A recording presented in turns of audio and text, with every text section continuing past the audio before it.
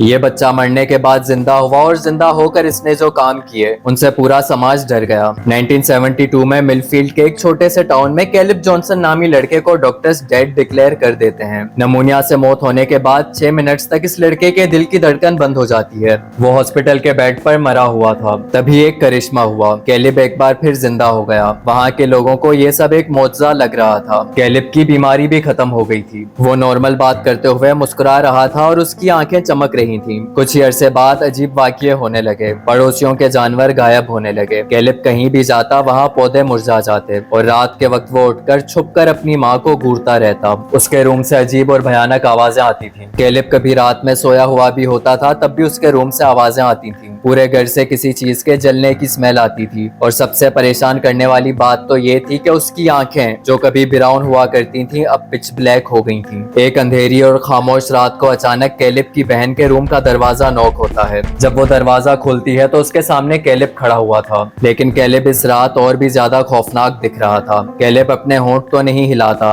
लेकिन वो अपनी बहन को देखते हुए सीधा उसके माइंड में सरगोशी करता है, तुम्हें मुझे इस दुनिया में वापस नहीं लाना चाहिए था। उसी वक्त पूरे घर के दरवाजे खुलने और बंद होने लगते हैं। लाइट्स फ्लिकर हो रही थीं। चंद ही सेकंड्स में एकदम पूरे घर में अंधेरा हो जाता है। जितनी देर में कैलिब के पेरेंट्स उसके रूम तक आते कैलिब गायब हो चुका था। आज भी कुछ लोग कहते हैं कि कैलिब मिलफील्ड छोड़कर कभी गया ही नहीं, क्योंकि वहाँ के लोकल्स कहते हैं कि सन्नाटे और खामोशी वाले एरियाज में आज भी एक धीमी आवाज सुनाई देती है। ऐसा लगता है कि कोई छोटा बच्चा दरवाजा नॉक कर रहा हो और कह रहा हो कि मुझे अंदर आने दो।